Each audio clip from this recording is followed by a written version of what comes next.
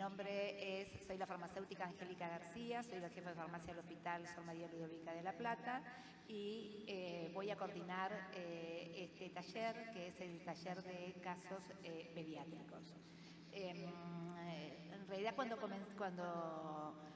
se pensó este taller, en realidad lo pensamos abordarlo teniendo en cuenta la complejidad del paciente, pensamos trabajarlo teniendo en cuenta distintos grupos etarios y es así entonces que vamos a presentar 3 casos, que uno va a ser un caso de un niño, luego un paciente neonatal y luego un paciente adolescente.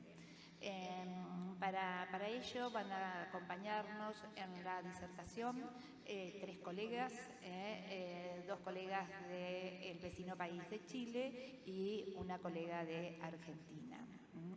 Bueno, entonces vamos a comenzar y el taller se va a desarrollar de la siguiente manera.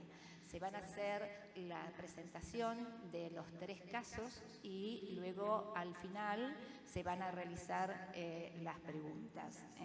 La idea es la de intercambiar con todos ustedes cuáles son las principales variables y todos los aspectos que deben tenerse en cuenta a la hora del farmacéutico clínico hacer la validación correspondiente de las prescripciones médicas y proporcionar la atención farmacéutica que realmente corresponde.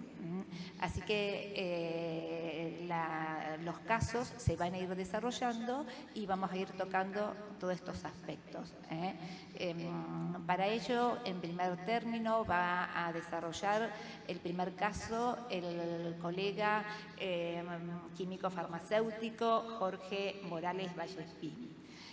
Jorge es jefe de farmacia y servicios farmacéuticos del Hospital Calvo Baquena de Chile.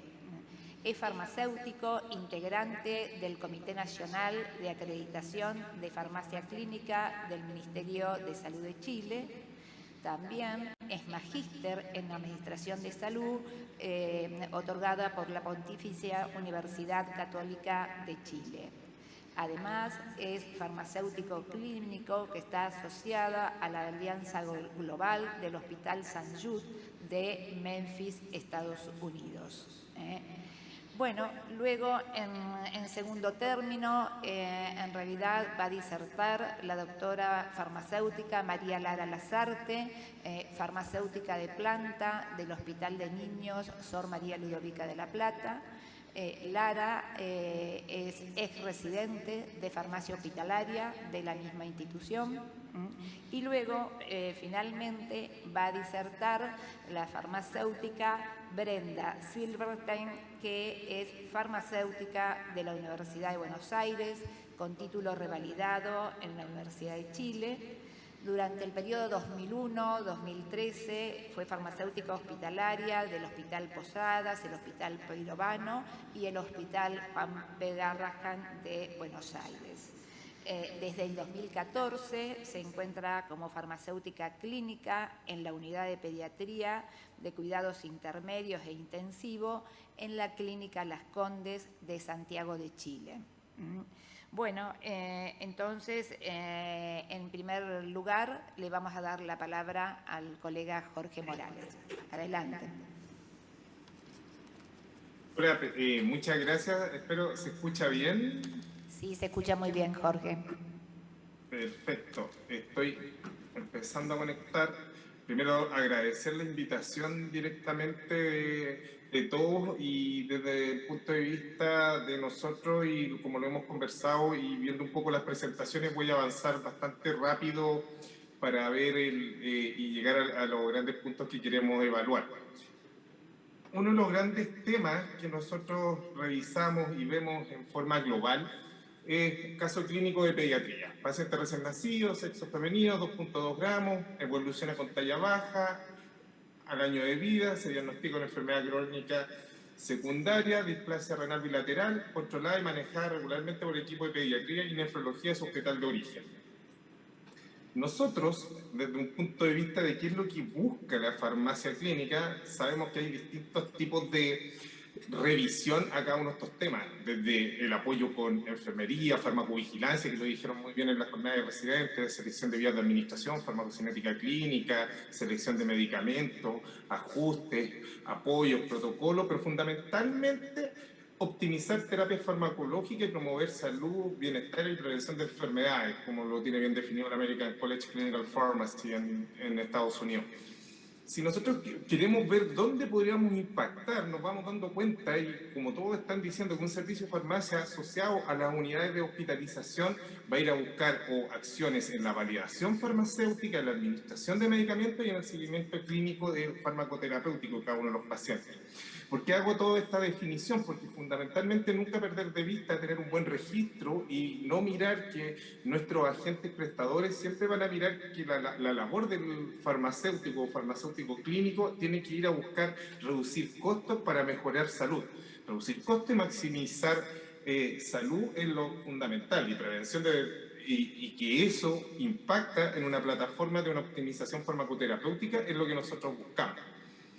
Nos vamos a dar un salto temporal al caso clínico, luego que este paciente, si ustedes recordaban, nació, tuvo una displasia renal, y luego, hace 6 años atrás, vamos a darnos cuenta a dónde vamos, en qué lugar de la cadena vamos a estar.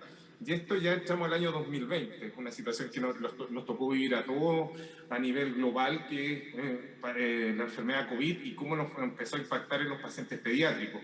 Nosotros, este mismo paciente ya tenía 6 años, que estaba con un compromiso renal en tratamiento, con obesidad. En mayo del 2020 presentó síntomas de COVID e ingresó a la unidad de pediatría con PCR positiva a COVID, con función respiratoria disminuida y mucha fiebre. Exámenes bioquímicos ok, pero tenía un incremento de función renal, que, mirado desde el punto de vista si tenía una plataforma de base de una enfermedad renal, no era tan importante, pero sí pudiese ser necesario vigilar. El paciente comenzó con un deterioro constante de la función respiratoria en la unidad de cuidados intensivos, y en 48 horas ya comenzó con una ventilación mecánica no invasiva, donde se genera la primera gran consulta al equipo de clínica para ver, si ustedes recuerdan, en ese tiempo estaba tan monitorizado y viéndose la posibilidad del uso de hidroxicloroquina. Entonces, nosotros, a la vez, y en vista con todos los equipos clínicos, la hidroxicloroquina en pediatría la teníamos usada en artritis reumatoidea juvenil, y solo estábamos conversando en esa época la posibilidad de comenzar a utilizarla en pediatría, en nuestros pacientes, y aquí ya también se generaba la gran pregunta: ¿cómo era su aprobación en pediatría? Si conocía su perfil de seguridad, interacciona con otros medicamentos, y qué fórmula farmacéutica se puede utilizar, porque no todos los lugares tenían acceso a la posibilidad de hacer jarabe. Entonces, desde ese punto de vista, podemos evaluar y revisar cuánto es el eje donde puede actuar el farmacéutico. Y aquí nosotros nos vamos a ir desde el punto de vista de una polifarmacia para que va a estar presentando cada uno de este paciente con la cetoanalgesia que va a estar recibiendo, ver interacción, incompatibilidad, duplicidad terapéutica, errores en medicación, evaluar finalmente una falta de adherencia. Pero ¿cómo lo vamos a enfrentar? ¿Qué era lo que nosotros sabíamos desde el COVID? Lo principal, que a todos nos decían que la enfermedad de COVID en pediatría no era tan complicada, pero acá nosotros teníamos 2 grandes casos en este paciente que nos generaban un eje a mirar, que debiéramos siempre tomar en cuenta en aquellos pacientes que están con tratamiento de corticoides crónico, que el paciente era un inmunodeficiente crónico, frente a una enfermedad viral un poco desconocida en ese momento. Teníamos una obesidad asociada a nuestro paciente bastante alta. De hecho, eso nos generaba y eso es lo que se comenzó a darnos cuenta ahora con COVID al día de hoy. No tenemos duda de que un paciente obeso va a tener un menor efecto real a las terapias por los problemas de complicaciones que pueden presentar.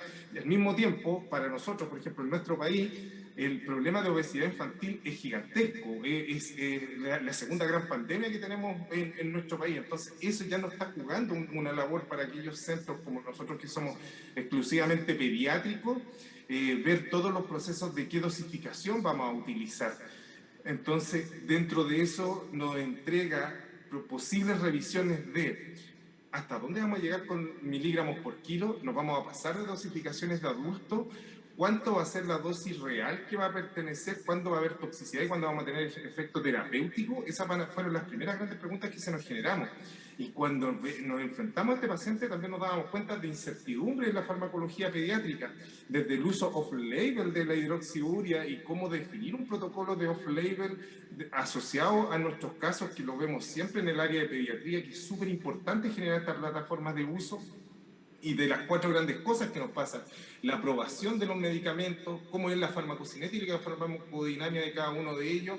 El problema sigue siendo determinar seguridad y efectividad en dosis pediátricas, donde obviamente la farmacovigilancia nos ayuda en forma creciente a todos estos procesos. Y como ustedes han determinado, y estuve mirando un rato la presentación de la jornada de residentes, qué bueno que ustedes ya están generando toda una plataforma de farmacovigilancia para poder ayudar en cada uno de estos procesos, porque esto finalmente en forma global nos va a ir a ayudar, porque disminuye costos y al mismo tiempo genera seguridad al uso de estos medicamentos. Entonces, en el caso que estábamos en presencia de un uso de hidroxicloroquina, grados de interacción de la hidroxicloroquina y cómo se presenta en un paciente obeso, nos generaba grandes problemas. Entonces, y en vista de esta situación, tuvimos que comenzar a buscar un protocolo para poder comenzar a darle la dosificación, ajustar las dosis de acuerdo y conversar con nuestra área de recetario magistral para poder desarrollar un jarabe y poder administrarse. Luego que el paciente se mantenía en ventilación mecánica, obviamente con incremento de la proteína C reactiva inflamatoria, que aumentó de 100 a 200 días en 48 horas, aparecieron cultivos positivos de bacilo gram negativo en un uro y en una secreción traqueal, cocáceas positivas. Entonces eso ya nos generaba nuevamente cómo nos enfrentamos a un paciente pediátrico. Y esto es como los grandes mensajes que después ustedes los van a ir viendo en forma categórica en cada uno de los próximos casos, de que nos vamos a ver cómo es la metabolización, la eliminación, la cantidad de agua que presentan estos pacientes y que no son adultos pequeños, que es como lo fundamental, porque vamos a tener un incremento de clearance, un incremento de metabolización y ver cómo va a funcionar en forma real el efecto terapéutico de nuestros medicamentos que vamos a estar utilizando en la pediatría. Y eso es no menor, porque el día de hoy nosotros siempre estamos evaluando en pediatría en forma global miligramos por kilo. Gente que ha podido hacer pasado o estar en seguimientos de pediatría en Estados Unidos va a ser miligramos por metro cuadrado. Pero independiente de eso, vamos a estar siempre definiendo procesos en los cuales nuestros pacientes no van a ser iguales, no van a ser lo mismo 25 kilos de un paciente que va a estar con condiciones adversas, con un paciente normal o un paciente un poco mayor, que pueden ser casos precisos que nos pueden ayudar, o fundamentalmente aquellos casos donde los pacientes van variando en forma tan rápida su estado de enfermedad, desde un estado febril hasta un paciente que necesita y requiere unidad de cuidados intensivos.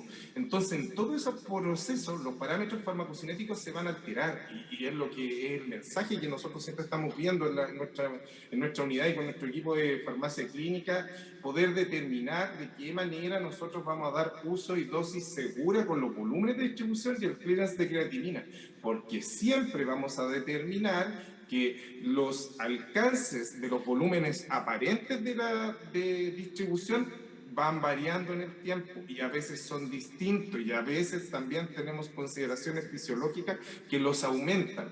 Y dentro de ese punto es donde se nos genera y se produce la ayuda con los equipos clínicos de preguntarle al farmacéutico de qué manera se pueden ajustar estos medicamentos. Y nosotros desde ese punto de vista es que nos damos cuenta que la función renal de nuestros pacientes va a ser siempre a jugar en contra desde el punto de vista a subdosificar los medicamentos en cada uno de nuestros pacientes, porque la función renal de cada uno de estos niños, si es que no está alterada, va a ir siempre a una depuración máxima. Nosotros utilizamos las típicas ecuaciones de Schwartz o las de Schwartz ajustado para ver cada uno de estos y nos damos cuenta que nos dan clearance o volúmenes sobre 120 a 200 ml minuto. De hecho, aquí hay una revisión de pacientes de clearance renal en unidad de cuidados intensivos de este año donde se dan cuenta que la mayoría de sus pacientes va a estar con una eliminación renal súper alta, y esa es la consideración que siempre vamos a tener en nuestros pacientes. Entonces la monitorización terapéutica y el efecto PKPD para algunos tipos de medicamentos va a ser fundamental. ¿De qué manera? Por ejemplo, en el caso de los antimicrobianos y en este paciente que está con una infección incrementada, nosotros vamos a tener que calcular los parámetros farmacocinéticos para hacer una determinación de volumen de distribución, clearance y tiempos de vida media. Luego de eso, determinar los factores que nos pueden jugar riesgo en este tipo de pacientes, ya sea en su absorción, metabolización y eliminación, si el paciente está con algún deterioro de función renal, las acciones propias del paciente, los medicamentos que va a recibir, la obesidad, la neutropenia, que puede estar produciéndose por la hidroxicloroquina que está siendo presente, y el tema pediátrico de ello. Y dentro de eso vamos a utilizar la dosificación PKPD, saber si el medicamento va a ser área bajo la curva dependiente, tiempo dependiente, concentración dependiente, y de qué manera individualizamos esto. Y aquí es donde nosotros jugamos un rol importante desde el punto de vista de que si no siempre tenemos la posibilidad de tomar niveles terapéuticos, utilizar las consideraciones del PKPD, ajustar de acuerdo a clearance, ajustar de acuerdo a incremento de infusiones, o ajustar de acuerdo a concentraciones directas de la concentración mínima inhibitorias de la bacteria. Si tenemos la ventaja de poder tomar niveles y ajustar de acuerdo a poder movilizar un Monte Carlo, es aún mejor, pero no siempre vamos a tener esto. Entonces es súper importante evaluar función renal, función hepática para poder avanzar. Pero ya teniendo una monitorización terapéutica de drogas, vamos a apuntar directamente a la precisión de drogas, que hay muchos centros que ya lo están teniendo y pueden minimizar toxicidad y maximizar eficacia, porque finalmente eso nos va a generar un incremento de las razones de cura, disminuir la readmisión, la mortalidad y la estadía en los tiempos de estadía de cada uno de estos pacientes. En este caso, nuestro paciente comienza con 60 miligramos por kilo, que nos da una dosis de tope de 3 gramos al día, amicacina 1.5 y ceftazidima 4 gramos. Lo dejamos con dosis totales porque tenemos la posibilidad de hacer una monitorización terapéutica donde se ajusta de acuerdo a la intervención del farmacéutico clínico. Porque además, aumentando todo esto, vamos a ir siempre a darnos cuenta que en forma globalizada los medicamentos y dosificaciones van a la baja. Siempre tenemos niveles bajos y eso es lo que nos pasa siempre. Esto es un artículo que salió también este año que te dicen que entre el 40 y 45% de los pacientes van a tener dosificaciones bajas, a pesar de ajustar de acuerdo a la realidad de nuestros pacientes, porque cada paciente pediátrico es distinto y al mismo tiempo siempre jugamos con nuestro fantasma de la infradosificación por todas las consideraciones específicas de la pediatría que inducen a una eliminación mucho más rápida de los medicamentos. Entonces uno puede tomar dos grandes caminos. Si no tenemos la posibilidad de monitorizar, ajustar de acuerdo a normograma para dosificar nuevas administraciones, y si tenemos el camino de poder tener niveles terapéuticos, ir individualizando para que a largo plazo todo esto nos ayude a cada uno de los centros a poder hacer dosificaciones específicas que nos puedan determinar un uso individualizado de nuestra población pediátrica. Y aquí hay una gran ventaja, hay un artículo del equipo brasileño y equipo argentino con la doctora Chaykiewicz, que trabaja en el Garrahan directamente, donde han podido revisar y monitorizar todos los estudios que se hacen ajustados a la monitorización de drogas en Latinoamérica, y nos damos cuenta que ya estamos entregando datos que nos pueden ayudar para poder hacer una individualización terapéuticamente efectiva en cada una de las dosificaciones de nuestros pacientes. Y eso es una realidad. Entonces tenemos que apuntar ahí. Si no tenemos la posibilidad de utilizar la dosificación de acuerdo a una monitorización terapéutica, utilizar los normogramas y monitorizar en forma externa con función renal, con función hepática, y desde un punto de vista más intrínseco, seguir la PSR y directamente las concentraciones inhibitorias mínimas cuando tenemos la posibilidad de tener el cultivo de las bacterias. Con eso la labor y la individualización del farmacéutico es fundamental, porque finalmente vamos a impactar en un stewardship que va a mejorar cada una de las dosificaciones de nuestros pacientes.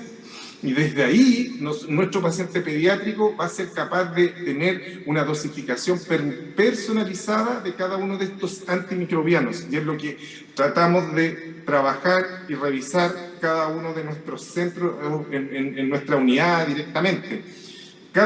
tenemos la ventaja que los dos casos que vienen hacen una revisión súper concreta de cada uno de estos procesos. Entonces, desde ese punto de vista, lo voy avanzando mayor, porque ustedes se van a dar cuenta cómo esto lo fueron utilizando cada uno de los procesos.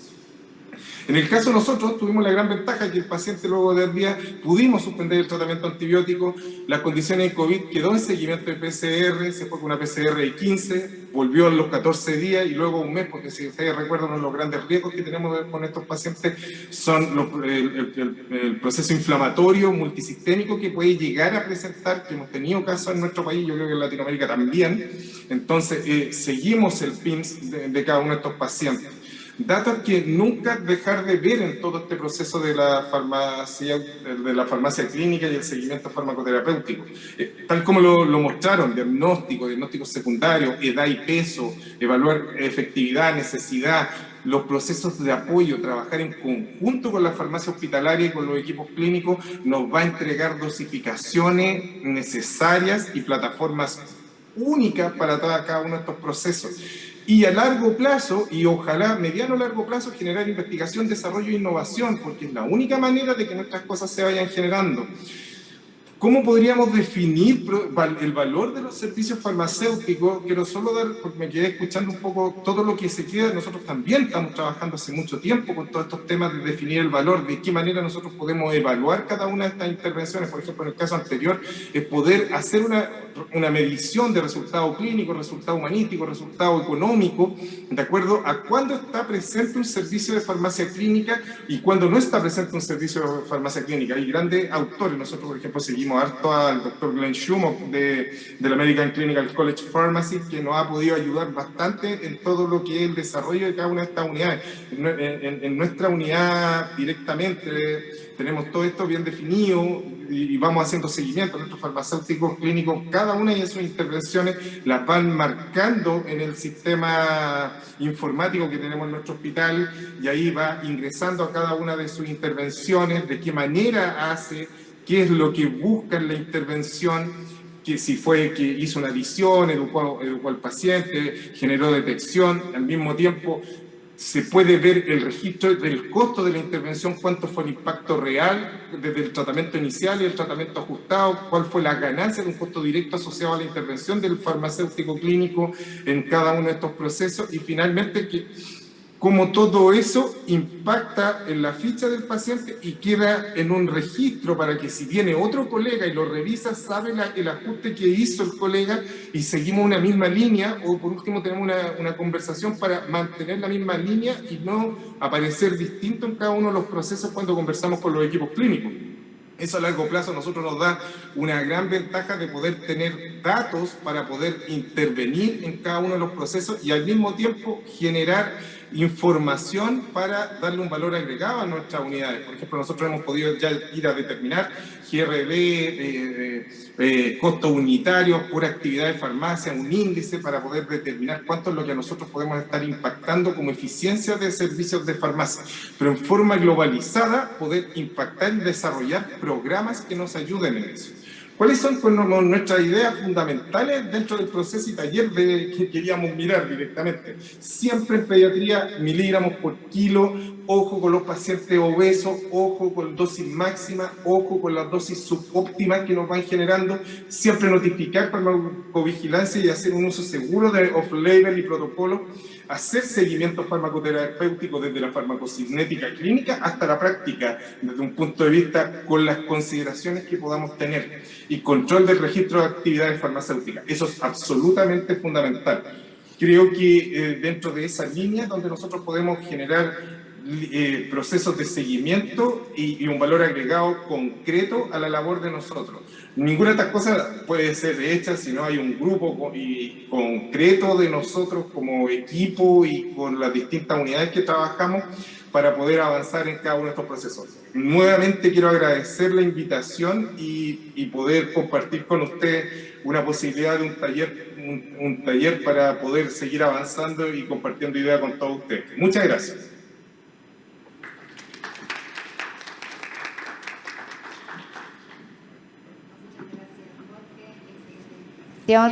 Seguimos ahora con la farmacéutica María Lara Lazarte, que va a desarrollar el caso pediátrico de un paciente en neonatología.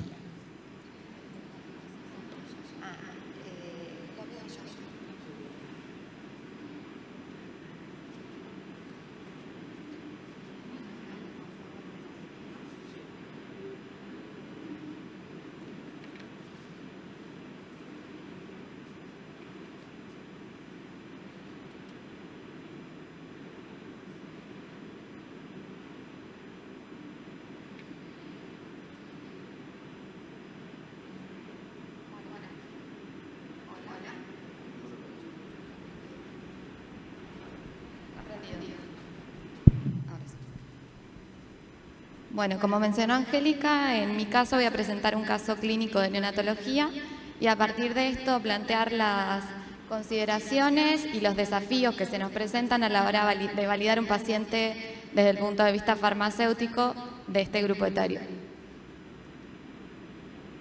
Tenemos un recién nacido, un día de vida y 35 semanas de edad gestacional, 2 kilos de peso y 44 centímetros de talla, que ingresa a la unidad de cuidados intensivos neonatales de nuestro hospital con el diagnóstico de gastrosquisis. Luego del cierre quirúrgico completo del defecto, se le toma muestra para analítica sanguínea, hemocultivos, se coloca un catéter central por el cual se administra un plan de hidratación hasta la llegada de la nutrición parenteral y se le indica además analgesia con fentanilo, dopamina, ampicilina y gentamicina. Para situarnos un poco más en el caso, la gastrosquisis es un defecto congénito de la pared abdominal paraumbilical en la que el intestino se encuentra eviscerado, entonces va a estar expuesto al líquido amniótico durante todo el embarazo, lo que genera engrosamiento, rigidez e incluso pérdida de la motilidad intestinal transitoria, pero que puede durar cierto tiempo. Y como parte del manejo inicial, se contempla la indicación de antibióticos de amplio espectro, la alimentación por vía parenteral sí o sí, y también tiene indicación de cierre quirúrgico lo más pronto posible, idealmente dentro de las primeras horas de vida. Entonces, vamos a mencionar ahora las consideraciones que tenemos que tener en cuenta para validar al paciente. En primer lugar, cuando hablamos de recién nacido, nos referimos a los bebés que tienen entre 0 y 28 días de edad postnatal y también aplica a los recién nacidos prematuros de edad postconcepcional 42 a 46 semanas.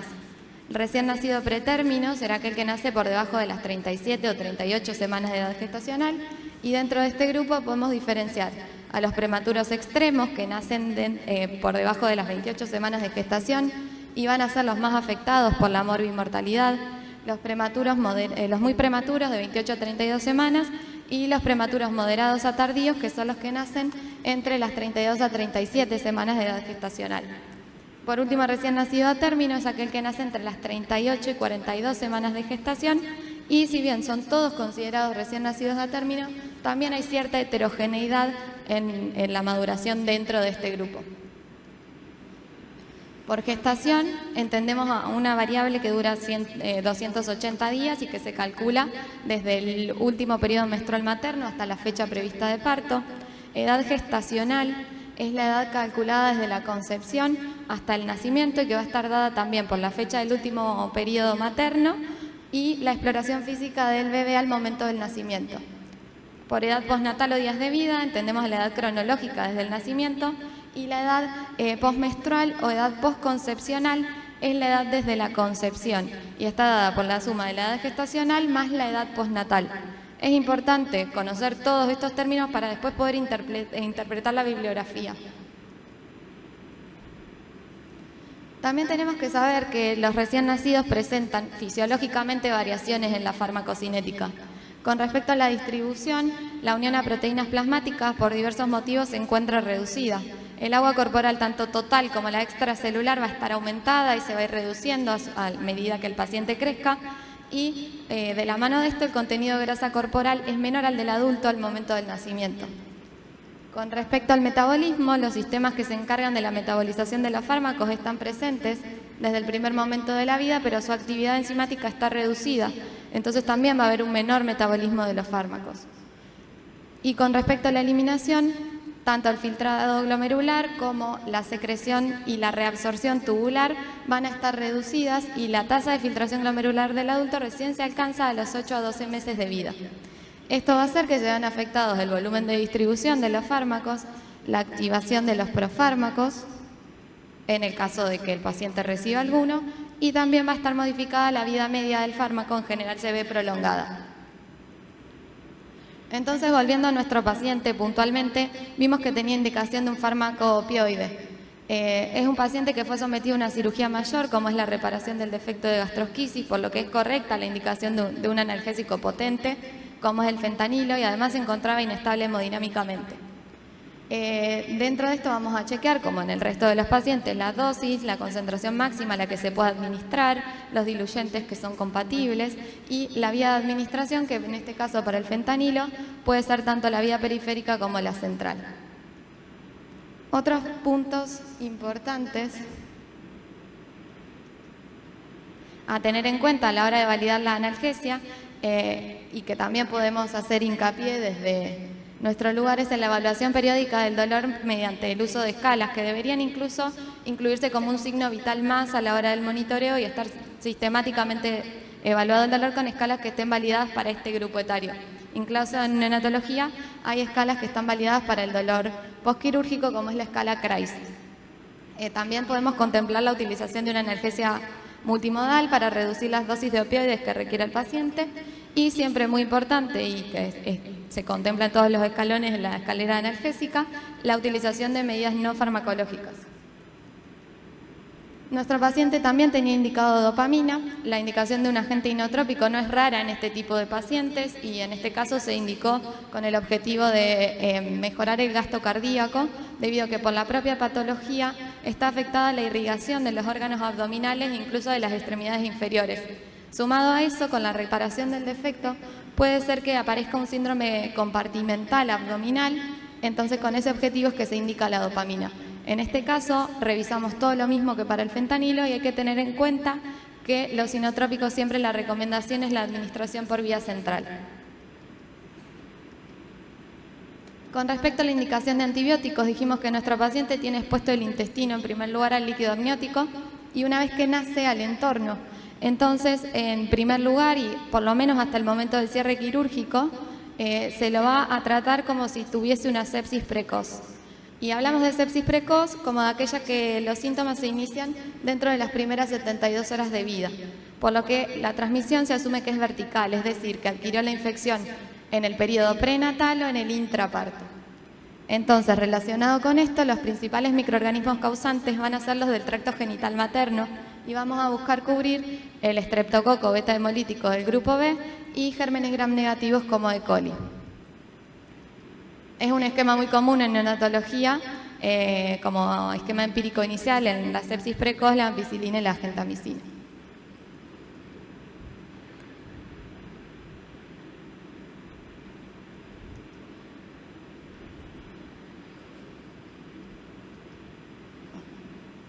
Bueno, ahí en las tablitas podemos ver cómo se encuentran expresadas las dosis en neonatología y si miramos que para la edad gestacional del paciente, en este caso edad postmenstrual, está expresado y edad postnatal, la dosis de ampicilina es correcta, 50 miligramos kilo administrados cada 12 horas. Pero para el caso de la gentamicina, para la edad postmenstrual del paciente correspondían 4 miligramos kilo cada 24 horas y en realidad tenía indicado 5 miligramos kilo cada 48. En ese caso, luego de la intervención farmacéutica, se modificó la indicación a la dosis correcta. Y acá en la tabla, a su vez, podemos ver aplicadas las variaciones farmacocinéticas que mencionamos anteriormente en este periodo. Los aminoglucósidos son fármacos hidrofílicos, entonces van a tener, cuanto menor sea el paciente, por lo que dijimos antes, mayor volumen de distribución y menor eliminación. Entonces, como podemos ver en la tabla, a medida que reduce la edad postmenstrual, la dosis es más grande y el intervalo de administración es más prolongado. Otra consideración en los recién nacidos prematuros es la indicación temprana de la nutrición parenteral con el objetivo de evitar la desnutrición y reducir la morbimortalidad. Y va a estar indicada hasta que pueda alcanzar 2/3 de los aportes calóricos por vía enteral. Sumado a esto, que es digamos una consideración para todos los prematuros, En la gastrosquisis hay un impedimento de alimentación por vía enteral hasta la reparación del defecto y además, como dijimos, va a tener una dismotilidad prolongada y una inmadurez del sistema nervioso entérico. Entonces son pacientes que van a recibir sí o sí nutrición parenteral y en general por periodos prolongados. Se justifica entonces destinar un acceso venoso central a recibir la nutrición parenteral para poder aportar los nutrientes y calorías que va a requerir el paciente. Con respecto a la administración, la mayoría de las especialidades medicinales que se comercializan, sobre todo las que son para vía endovenosa, están pensadas en función de la dosis de los adultos. Entonces es muy común que en pediatría se tengan que usar dosis muy pequeñas de la ampolla o de un frasco ampolla, ni hablar en neo. Y los volúmenes de administración muchas veces son imposibles de medir. Eso hace que se usen diluciones seriadas para administrar los fármacos en neonatología, que esto también puede llevar un error relacional. Si bien administrar el fármaco sin diluir puede llevar un error muy grande en la dosis, al ser los volúmenes tan chiquitos, la utilización de las diluciones seriadas también aumenta el riesgo de error. Acá en la tabla podemos ver la compatibilidad de NI, que es otro punto muy importante que deberíamos evaluar de los medicamentos que recibió nuestro paciente. Tenemos que tener en cuenta que en los neonatos la posibilidad de accesos venosos también está reducida, entonces es muy común que reciban por una misma vía más de un medicamento. Si recordamos, nuestro paciente tenía un catéter central doble lumen. Por el lumen 1 recibió la nutrición parenteral y el fentanilo, que son compatibles, y por el lumen 2 la dopamina. Pero todavía teníamos pendiente administrar los antibióticos. Y si miramos la ampicilina, es incompatible con dopamina, por lo que este acceso queda descartado. Y también es incompatible con la nutrición parenteral, porque tampoco podríamos administrarlo por el lumen 1 de este catéter. En este caso, se recomendó colocar un acceso venoso adicional. Bueno, luego de 4 días de estadía en la UCIN, el paciente presenta apnea, hipotermia, irritabilidad y letargo. Se le extraen nuevamente muestras de sangre para hemocultivo, analítica sanguínea, una muestra de orina y una punción lumbar. Se aumenta la dosis de fentanilo y se rota el esquema antibiótico a meropenem y vancomicina. El resultado del citofísico-químico del líquido cefalorraquídeo fue normal. Se obtuvo una creatinina de 1 para un valor previo de 0,9. Leucocitos totales 39.000, neutrófilos 16.000, un índice de neutrófilos inmaduros con respecto a los totales de 0,4, un valor de PCR de 20 y procalcitonina de 8. A las 48 horas el resultado de los cultivos fue negativo, por lo que se deciden tomar nuevamente muestras de hemocultivo y urocultivo y repetir la analítica sanguínea. Y se rota también el fentanilo a morfina, porque el paciente no estaba respondiendo. Entonces, a partir de esto, vamos a analizar en primer lugar la rotación del esquema antibiótico, que corresponde ahora a la sospecha de una sepsis tardía. Y tenemos que entender que en neonatología realmente constituye un desafío diagnóstico la sepsis, porque los síntomas pueden corresponder no solo a una sepsis, sino a cualquier otro tipo de infección y además también a otras afecciones que no sean de origen infeccioso. Hablamos de sepsis tardía cuando el inicio de los síntomas ocurre luego de las 72 horas de vida y en este caso ya se asume que la transmisión es horizontal y en general está muy relacionada con los cuidados de la salud. Nuestro paciente tenía un catéter venoso central por el que estaba recibiendo nutrición parenteral, había sido sometido a una cirugía, es prematuro y además estaba ya recibiendo antibióticos. Eso constituyen todos factores de riesgo para desarrollar una sepsis tardía. Como dijimos, mayormente van a estar dadas por microorganismos hospitalarios, entonces. Y el tratamiento empírico inicial entonces va a tener que estar dado por la epidemiología local, teniendo siempre en cuenta el patrón de resistencia del centro. En nuestro hospital se usa como esquema empírico inicial vancomicina y meropenem, que si miramos nuevamente las tablitas, están ambos indicados en dosis correcta a dosis meningea, porque recordemos que le habían hecho una punción lumbar al paciente, por lo que va a estar con esas dosis hasta que no se descarte el foco.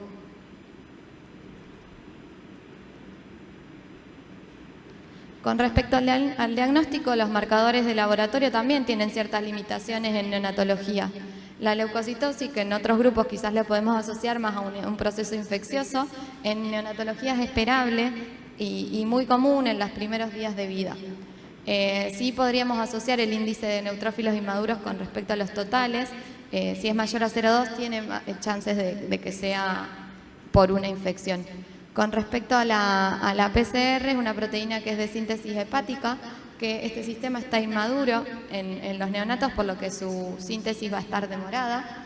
Y además también hay un aumento que es fisiológico y que está relacionado con el estrés del parto y otros factores periparto.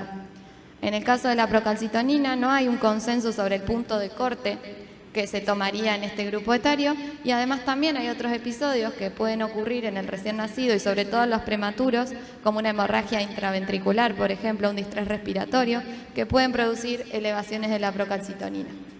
Y con respecto a lo microbiológico, en la sospecha de sepsis tardía siempre hay que tomar hemocultivos, urocultivo y una punción lumbar. El hemocultivo es el patrón de referencia para el diagnóstico de la sepsis, pero también tiene sus limitaciones porque muchas veces no se pueden extraer volúmenes apropiados, digamos, que sean significativos para el hemocultivo. Entonces no es común que un paciente con clínica séptica tenga resultados negativos en los cultivos microbiológicos. Bueno, también dijimos que en nuestro paciente se realizó una rotación de opioides, que si bien el fentanilo es mucho más potente de la morfina, también sabemos que tiene más riesgo de producir tolerancia. Y además, si hay que aumentar mucho la dosis, corremos el riesgo de que aparezcan efectos adversos. En este caso, se usó la estrategia de rotar de un opioide a otro, se inició con una dosis más baja, debido a que también es bien sabido que la tolerancia entre opioides es incompleta. Y nada, recalcar nuevamente la utilización de las escalas para monitorizar el dolor. La morfina, al igual que el fentanilo, puede administrarse tanto por vía periférica como central. Evaluamos nuevamente la compatibilidad de NI de los medicamentos que recibe ahora nuestro paciente. Por el lumen 1 del catéter central recibe la nutrición parenteral, la vancomicina y el meropenem, que si vemos, igual la vancomicina y el meropenem tienen compatibilidad en concentraciones variables, por lo que también sería importante recalcar que entre un fármaco y otro se lave correctamente la vía. Y en este caso, por la vía periférica adicional que habían colocado para los antibióticos, recibió la morfina en infusión continua. Bueno, finalmente a las 24 horas aíslan el urocultivo una Klebsiella blé y de la analítica sanguínea se obtiene un valor de creatinina de 1,5 y mejoría de los parámetros de laboratorio. Se suspende vancomicina y continúa con el tratamiento solo con mero, ajustándose a 10 miligramos kilo cada 12 horas. Y a partir de acá surge otro inconveniente en neonatología, que es el diagnóstico de la insuficiencia renal aguda, que también tenemos que prestar atención a esto a la hora de recomendar el ajuste de los fármacos. Al nacimiento los valores de creatinina nos pueden parecer elevados, pero en realidad van a corresponder a los maternos, y como podemos ver acá en la tabla del costado, se espera que a los 15 días, más o menos a las 2 semanas, se alcancen los valores de 0,2 a 0,4 miligramos decilitro. Eso si el recién nacido es a término, pero esto puede tardar hasta 2 meses en los recién nacidos prematuros. Frente a la dificultad de establecer la insuficiencia renal aguda en los neonatos, la Sociedad Argentina de Pediatría, en el consenso de lesión renal aguda en el neonato del año 2020, propone utilizar los criterios CADIO modificados, que básicamente lo que dicen es que, primero, que la creatinina sérica es un marcador subóptimo para establecer el diagnóstico de insuficiencia renal aguda, porque tarda hasta 72 horas en aumentar. Y por otro lado, que tampoco bastaría con un único valor de creatinina para poder hacer este diagnóstico. Entonces hay que hacer varias mediciones, digamos, de este parámetro. Volviendo a nuestro paciente, el caso clínico, tenía entonces, dijimos, una creatinina de 1,5 para una previa al nacimiento de 0,9. Es decir, que se produjo un incremento en 1,6 veces el valor de creatinina, que corresponde con la categoría 1 de estos criterios. Y el filtrado glomerular estimado por la fórmula de Schwartz es de 12 mililitros minuto. Sumado a la dificultad para establecer la insuficiencia renal aguda, también hay dificultad en relación al ajuste de fármacos en este grupo etario, porque no hay información específica para la mayoría de los medicamentos en neonatología. Entonces, en general, lo que se hace es adaptar o utilizar los ajustes propuestos para pediatría en general, digamos. En el caso de nuestro paciente estaba con tratamiento con morfina que requiere ajuste en insuficiencia renal, pero ese ajuste va a estar dado en función de la respuesta analgésica del paciente. Otra vez recalcar el uso de las escalas para monitorizar el dolor en el paciente, para medirlo y poder ajustarlo en función de eso, siempre considerando que en este caso la eliminación va a estar reducida. La dopamina no requiere ajuste en insuficiencia renal y en el caso de meropenem sí se realizó el ajuste con lo propuesto para los pacientes pediátricos, es decir, por dosis e intervalo. En primer lugar, en realidad se dosificó descartando el foco meningio y se realizó además el ajuste por la falla renal que presentaba el paciente. Bueno, después ya se suspendió la dopamina con la mejoría clínica del paciente, comenzó el descenso de la morfina endovenosa y se inició la prueba de tolerancia oral que fue exitosa, así que comenzaron con el descenso de la nutrición parenteral. Y hasta acá es lo que les cuento del caso.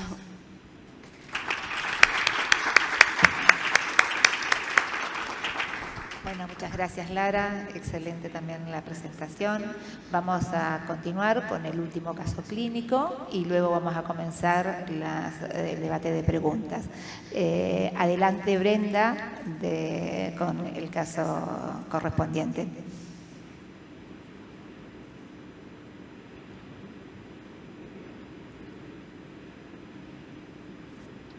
Hola, buenas tardes. Bueno, muchas gracias por la invitación, que suena como raro siendo argentina, con un poco de acento ya chileno, hablando desde Chile, pero bueno, nada, cosas que pasan en la vida. Bueno, el caso que les voy a presentar no termina tan bien como nosotros, les voy anticipando, pero es un caso que tiene así como mucha base oncológica, pero esta paciente tuvo mucho abordaje de intervención clínica, por eso me pareció bien interesante traerlo a esta cita. Bueno, es una paciente de 13 años con 35 kilos y 145 centímetros de altura. Eso básicamente como es oncológica. Después, como había dicho Jorge, bueno, básicamente las drogas oncológicas se dosifican por metro cuadrado, por superficie corporal, más que por kilo de peso. Ingresa a mediados de octubre del 2020 con un cuadro de dolor abdominal, se le hace una eco abdominal y un hemograma, en el cual en el hemograma se presentan plastos, con lo cual después se hace un mielograma y se hace el diagnóstico de LMA-M5 con CD33 positivo. Presenta en el inicio de su LMA coagulopatía con criterios de CID, con lo cual se le administra plasma, plaquetas, plasma fresco y crioprecipitados.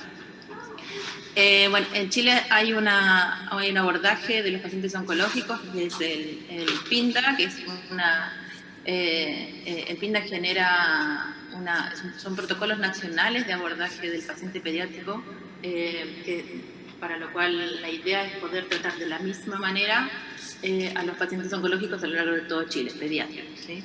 Entonces se inicia este protocolo PINDA con citorreducción y la inducción el 15 de octubre. Y es importante destacar que siempre en los pacientes oncológicos, desde el inicio de su terapia citostática, tienen que estar con profilaxis con cotrimoxazol o trimetoprima sulfametoxazol para profilaxis de neumocistis. 7 días después de que hace la inducción de su quimio, presenta una neutropenia febril de alto riesgo, para lo cual se tiene que, bueno, es hiper importante poder iniciar, ojalá dentro de la hora de diagnóstico de esta neutropenia febril de alto riesgo, antibióticos, por lo cual hay una, bueno, me salté, hay una evaluación de cómo se tienen que indicar en función de cuándo fue la quimioterapia, qué tipo de esquema se tiene que indicar. Y ahí hago un paréntesis en esta diapositiva simplemente para mostrar que, o sea, cómo trabajamos con, y esto, digamos, lo traigo al tema porque es bastante farmacéutico, el ordenamiento de indicaciones médicas oncológicas, en los cuales está súper claro que hay que tener lo más segura en lo que es la prescripción y la administración de medicamentos. Y el estándar más alto es poder tener las indicaciones informatizadas y con preformas que solamente uno tenga que completar muy pocos datos.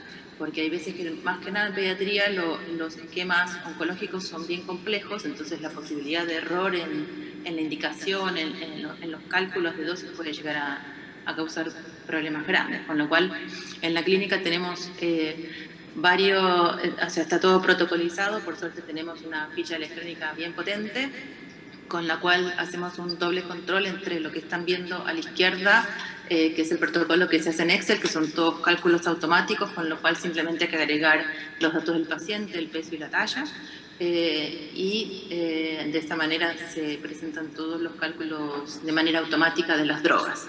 Y en la parte derecha abajo es lo que se refleja en la ficha electrónica del paciente, con lo cual está toda la planificación de los días de quimio y se corrobora que tanto el protocolo en Excel, que está a la izquierda, con el protocolo en la ficha clínica, tengan la misma información, como un doble mecanismo de control. En relación a lo que era el manejo previo a que haya un farmacéutico clínico en pediatría, fue un gran avance porque se disminuyeron los errores por lo menos de prescripción a cero y se disminuyó un tiempo gigante de lo que era la indicación de medicamentos, ya que por normas de seguridad en la clínica se pide una reindicación diaria de los medicamentos oncológicos y eso llevaba por ahí a veces que 1 hora. Así que esto es un abordaje que es bien interesante para hacer por parte de los colegas farmacéuticos.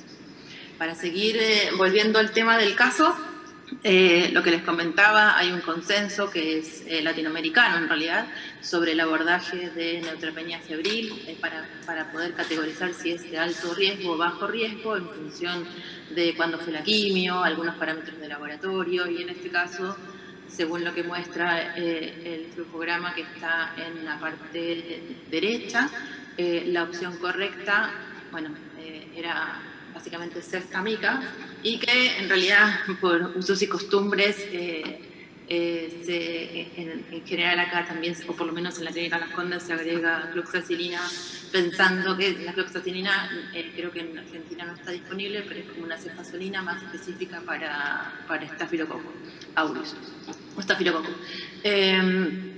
Con la idea de poder cubrir cocos gram positivos, pensando en la invasión por catéter que pueda llegar a tener el paciente, pero digamos, es un agregado CLC. Unos días después, el 5 de, como 2 semanas después más o menos, la paciente presenta una rinosinusitis fúngica invasiva, en la cual se hace una cirugía endoscópica nasal para debridar el tejido fúngico y se hace un cultivo en la cual se aísla, crece una curvularia espicífera. Entonces se le indica anfotericina liposomal, 5 microgramos kilo día por 18 días junto con voriconazol endovenoso. Y ahí empezamos a tener tarea clínica, por lo cual a los 4 días de iniciado el voriconazol, medimos niveles plasmáticos basales, o valle, como se dice en Argentina, que da el resultado 1,1 microgramos por mililitro. Entonces, en función de estos resultados de niveles plasmáticos, lo que podemos hacer es, nos parece insuficiente, ¿sí? Porque el nivel basal recomendado es entre 1 a 3 microgramos por mililitro, con lo cual de basal, ¿sí? Con lo cual finalmente lo que se hace es aumentar la dosis de voriconazol de 200 cada 12 a 250 cada 12, con un control posterior de un basal de 2.9 y ahí nos quedamos más contentos.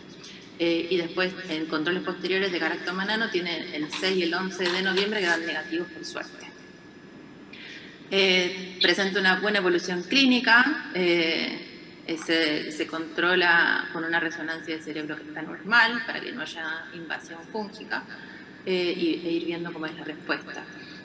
Ahora, 11 días después del inicio de la anfotericina liposomal, que de repente uno a veces se relaja porque como es liposomal y no es la anfotericina de oxicolato, entonces tiene menos reacciones adversas, pero bueno, esta nena empezó con taquiarritmia ventricular y se le hace un laboratorio en el cual se observa una hipocalemia bien severa y en general los electrolitos estaban por el piso. Entonces requirió de hecho ingreso a UTI para poder tratar estos desórdenes electrolíticos. Y la causa más frecuente, bueno, dentro de lo que tenía la paciente, o sea, en general son los fármacos nefrotóxicos y en este caso era la anfotericina liposomal, con lo cual es importante no perder de vista que por más anfotericina liposomal que fuera, hay que seguir de cerca el laboratorio, o sea, la función renal y los electrolitos plasmáticos. Lo que se diagnostica, simplemente por poner el nombre, es el síndrome fancónico, que es un síndrome inespecífico que libera excesivas cantidades de glucosa y algunos otros electrolitos en orina. Y de hecho esta paciente, después de este evento en adelante, cada vez que se hospitalizaba, que fueron muchas veces, había que hacerle controles seriados de electrolitos plasmáticos porque bajaban fácilmente y quedó así como afectada en la capacidad de eliminación o de perder electrolitos o de conservarlos. Bueno, pero por suerte después de ese ingreso a UCI se estabiliza con toda la corrección electrolítica y puede seguir. De hecho, se tuvo que ir a la casa con electrolitos por vía oral porque nos costó, por lo menos normalizar, nos costó bastante.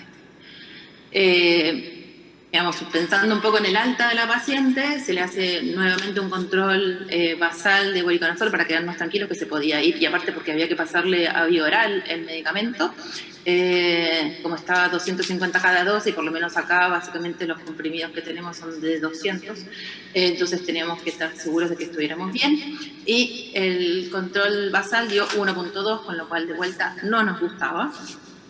Y se pasa a vía oral, pero se deja el voriconazol oral, pero cada 8 horas aumentando un poco la dosis. Bueno, tiene una buena evolución clínica y se decide completar 6 semanas de antifúngico debido al gran compromiso de esta infección fúngica. Y, digamos, en esta nena fue muy prolongada las neutropenias que hacía y era muy sensible a las quimio, con lo cual, en general, post-quimio casi siempre quedaba neutropénica y de hecho desde abril de este año hasta lo que siguió la nena estaba hospitalizada porque no había forma de poder controlar entre la neutropenia y la infección. Cuando ya en diciembre se le puede iniciar el ciclo HAM, que tiene altas dosis de citarabina, mirosantrona e incretecal con citarabina. La paciente presenta un pico, o pico, como dicen allá, pero acá, como está mal dicho, decimos pic mejor, presenta fiebre aislada, pero sin aumento de parámetros inflamatorios, sin neutropenia y sin hemograma que hiciera suponer una infección. Con lo cual ahí nos pusimos a pensar si era infección o era una reacción adversa y se interpretó secundario a citarabina, fiebre por citarabina, que es bien frecuente, y lo que se hizo fue incorporarle clorfenamina o clorfeniramina o difenidramina, que sería como para que lo entiendan, a esta paciente y se resolvió la fiebre, con lo cual claramente infección no era. En enero puede hacer su siguiente ciclo con Aracé e hidarubicina y de vuelta hace lo mismo, presenta un cuadro febril de difícil manejo, se suspende de hecho la quimio porque era un cuadro febril bien complejo, se toman exámenes y se indica antibiótico porque la paciente se puso incluso medio séptica, o sea como medio fea. y evoluciona con fiebre persistente, pero de vuelta, sin parámetros inflamatorios, sin neutropenia, y al tener cultivos negativos, finalmente lo que se decide es hacer una ventana antibiótica, o sea, suspender por 48 horas antibióticos y ver para dónde van, su hemograma, sus parámetros inflamatorios y la clínica de la paciente, y se instaura dexametasona, con la idea de vuelta de pensando que es una reacción adversa a citarabina. Y después de una sola dosis de dexametasona cede la fiebre, con lo cual uno puede corroborar que era una reacción adversa a citarabina. Y de hecho, después de que cede la fiebre, se puede reiniciar la quimio, porque era una infusión de 4 días de citarabina, pero ya incorporándole, o sea, con estos antecedentes de fiebre de difícil manejo asociada a citarabina, y la citarabina es como la base del tratamiento de la leucemia mieloide, se termina incorporando una infusión continua de hidrocortisona, con lo cual la fiebre desaparece. En febrero, estuvo bien acontecida esta nena. En febrero tiene un discreto dolor abdominal, cólico asociado a deposiciones líquidas, con fiebre, pero esta vez con neutropenia y un foco, asociado a un foco abdominal, y de vuelta se la veía medio clínicamente descompensada, con lo cual se le inicia vancomicina, meropenem, amicacina, y por el antecedente fúngico de ella, anfotericina liposomal, no está aclarado ahí, pero después liposomal, 5 miligramos kilo, pues ver, o sea, 48 horas después tiene una evolución favorable, sin evidencia de infección fúngica invasora, con hemocultivos negativos. Entonces, pensando en que tenía un riñón un poco sensible, más estos hemocultivos negativos y sin evidencia de infección fúngica invasora, lo que se termina haciendo es suspender anfotericina a las 48 horas cuando se tienen los cultivos, y se cambia vancomicina por ampicilina pensando en cuidar el riñón, ¿sí? Y termina cumpliendo meropenem, amica y ampicilina por 10 días. Bueno, se da de alta con metronidazol y cipro y completa 14 días. Obviamente recordando que el cotrimoxazol o la trimetoprima sulfametoxazol sigue manteniendo los esquemas que utilizamos acá, son sábados y domingos. De hecho, en un momento que esta nena estuvo como un mes, 40 días con neutropenia, o sea, bien alejada de una quimio, empezamos a pensar que algunas profilaxis podían llegar a ser las causantes de esta neutropenia, o las ayudantes, si se puede decir de alguna manera, de esta neutropenia, y le cambiamos la indicación a una vez a la semana, que hay trabajos que lo habilitan. No, perdón, estoy equivocando, porque en esta paciente no se pudo hacer. Eso se puede hacer en el caso de que uno piense que hay una neutropenia, pero cuando no es profilaxis secundaria, es solamente profilaxis primaria, que no era el caso.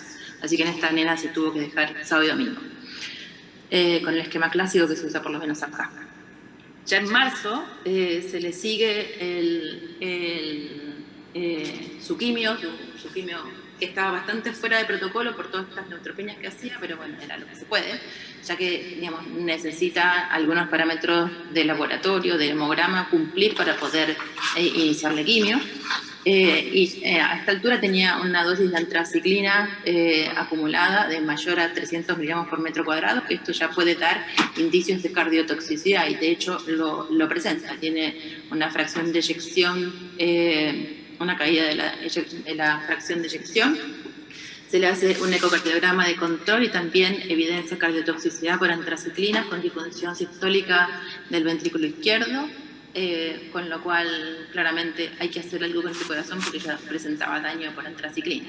Y lo que se hace es se inicia captopril. Y en abril, o sea, un mes después, se hace un ecocardio de control para ver cómo se había modificado este corazón, y se ve una función del ventrículo izquierdo recuperada, pero presenta en un Holter que se le hizo como control a la paciente extrasístole ventricular muy frecuente, con lo cual hubo que usar un beta bloqueante y suspender el captopril, que te ayuda globalmente cuando hay cardiotoxicidad.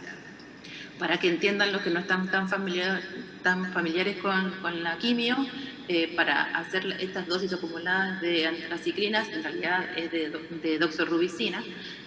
Ahí abajo a la izquierda hay una tabla de conversión entre diferentes antraciclinas y esa es la manera de poder resumir las diferentes antraciclinas a una sola y de esa manera poder ver cuánto es la dosis que va acumulando de antraciclinas. En abril se le hace, siguiendo con su quimio, se hace la intensificación, que es el esquema que se muestra ahí abajo, que son altas dosis de vuelta a la mala citarabina y etopósido, pero ya sabíamos con lo que nos íbamos a encontrar con esta fiebre asociada a citarabina, con lo cual sí o sí iba con una infusión, BIC es bomba de infusión continua, una infusión de hidrocortisona. En junio, el 22 de junio, hace una neutropenia febril con hipotensión, o sea, con compromiso hemodinámico, con lo cual se debe iniciar cloxacilina, como les comentaba antes, ceftazidima y metronidazol, porque había algo, siempre tenía algo como de foco abdominal esta nena, por eso se agregó metronidazol. Pero pensando en que estaba ya medio séptica la nena, se ajustó a amicacina vancomicina 15 miligramos kilo cada 6 horas, o sea 60 miligramos kilo día, y piperacilina tazobactam asociada a voriconazol por su antecedente fúngico, y seguía el cotrimoxazol profiláctico. En el hemocultivo periférico salta un estafiloepidermidis, que es sensible a banco y resistente a cloxa, con lo cual hay que decirle, lo lamento riñón, pero le tengo que poner, o sea, no me puedo bajar de banco a cloxa para cuidar el riñón, entonces debo seguir con vancomicina y se le toman basales o niveles valle de vancomicina teniendo un valor de 16 microgramos por mililitro. Entonces, ¿cuál es la conducta? Si debíamos conservar la dosis, subirla o bajarla, con ese basal que se obtiene está bien la dosis de vancomicina, no hay que hacer modificaciones. 72 horas después, la nena sí presenta aumento de parámetros inflamatorios, PCR, propalcitonina en aumento, bien neutropénica, febril, y cursa con una descompensación hemodinámica y falla respiratoria catastrófica, con la cual se termina conectando a ECMO. Tiene criterios de conexión a ECMO, ¿sí? Y acá no voy a hacer tanto hincapié con el tema para ya no marearlos tanto, pero hay dos grandes rasgos de ECMO venovenoso o venoarterial. A muy grandes rasgos, en este caso la indicación para cuando hay una falla respiratoria y no es cardíaca, o sea, la nena tenía una falla cardíaca previa pero estaba compensada, con lo cual lo inicial en este caso era una falla respiratoria, y para estos casos la indicación es un ECMO venovenoso. ¿Y por qué no vena arterial? O sea, el vena arterial es para cuando el corazón no anda bien, ¿sí? En este caso no andaba bien, pero con el medicamento se compensó. Porque en el caso del vena arterial hay una bomba externa, en cambio en el venovenoso la bomba es del propio corazón. Entonces también nos pusimos a pensar, bueno, ¿qué hacemos con la vancomicina? ¿Qué dosis le dejamos? ¿Qué dosis le dejamos de meropenem? ¿Y qué tiempo de infusión? ¿Qué dosis de amicacina dejamos? Todo por la instalación del ECMO, ¿sí? O sea, algunos que pueden estar un poco más vinculados con esta metodología saben que muchas drogas pueden afectarse a la farmacocinética, las características físico-químicas de las drogas pueden llegar a ser, pueden llegar a interaccionar, o sea, la hidrofilia o la lipofilia de las drogas pueden hacer que se requieran ajustes de drogas por la incorporación del ECMO. Y se puso cotrimoxazol endovenoso en forma de tratamiento, y ahí es importante, o sea, en un paciente que ya está súper en ECMO, obviamente también está con pseudoanalgesia, que ya está poliinvadido, que está polimedicado, ahí es importante saber que el cotrimoxazol tiene un gran aporte de volumen y hay que considerarlo para de repente bajarle, no sé, la hidratación que pueda tener parenteral. O, bueno, considerarlo en los balances para no pasarse para el otro lado y que nos quede de matosa la nena, un manejo conjuro, de repente. Bueno, en relación a las recomendaciones sobre aminoglicósidos, lo que hay en la literatura es básicamente monitoreo de niveles plasmáticos, de pico y de basal o valle, Y en el voriconazol lo que se sabe más es que por su lipofilia puede llegar a haber absorción o secuestro por el circuito, con lo cual es muy probable que haya disminución de niveles de niveles plasmáticos de voriconazol, y por eso se requieran más dosis, ¿sí? Pero obviamente por suerte son drogas que se pueden medir con niveles plasmáticos, y eso es lo que hay que hacer. En el caso de vancomicina y meropenem, publicamos este año un artículo bien interesante en el cual utilizamos en este artículo dosis de vancomicina de una mediana de 54 miligramos kilo día y meropenem 120 miligramos kilo día en 2 a 3 dosis, dependiendo de la función renal del paciente. Y lo que vimos en estos pacientes es que las dosis de meropenem estaban bien, mayormente, pero las dosis de vancomicina podían llegar a no ser suficientes. Estas dosis de 54 o 60 miligramos kilo día cada 6 horas podría ser insuficiente, con lo cual de vuelta la recomendación es medir niveles plasmáticos. Pero en el caso del meropenem está bastante claro que podría conservarse la misma dosis pre-ECMO, ¿sí? Y lo que sí es importante saber es, por lo menos nosotros como por norma, incluso creo que en todo Chile, el meropenem se infunde en 3 horas y no se pasa en bolo, ya que hay datos farmacocinéticos que favorecen este tipo de administración. En relación a la anticoagulación, el ECMO siempre requiere de inicio, si el paciente lo permite, manejo con heparina en infusión continua, porque tiene todo este circuito una capacidad procoagulante que hay que compensarla con heparina. No se usa protamina en este caso. Y se hacen controles de coagulación, por ejemplo el TTPK, la meta es 60 segundos y se hace cada 6 horas, es simplemente un dato para que sepan. También se hacen controles de antifactor 10A, que tiene que estar entre 5 y 1, se hacen cada 24 horas. Control de plaquetas también, para evitar sangrados. Es un equilibrio bien sensible entre la coagulación y la anticoagulación del sistema, y también tiene que tener un buen nivel de antitrombina. En esta paciente pasaba que tenía parámetros de coagulación insuficientes, o sea que eran procoagulantes, a expensas de un aumento de dosis de heparina y antitrombina en rango. Y en paralelo, cuanto más uno usa heparina, puede haber generación de anticuerpos, con lo cual puede aparecer plaquetopenia y aumento de transfusiones. Con lo cual, ante este aumento sucesivo de dosis de heparina, que podía llegar a ser que se coagule el sistema y cambiarlo, y eso es todo bastante complicado, se toma la conducta de cambiar por vivarirudina, que es un inhibidor de trombina, que es más caro, que tiene menos experiencia, más grande en pediatría, pero son decisiones a tomar cuando la primera opción ya no es válida. Obviamente que esta paciente, en el entorno crítico que estaba con sedanalgesia, para lo cual se le hacían mediciones de la escala RAS, que es la que es más fácil de incorporar. Si bien hay varias escalas, por suerte la escala RAS ya está claramente validada en pediatría, y se deben hacer cada 6 horas para evaluar el nivel de sedanalgesia, para no estar ni subsedando ni sobresedando a la paciente, con concentraciones estándar de administración de fentanilamida y dexmedeto, que es el patrón que usamos acá.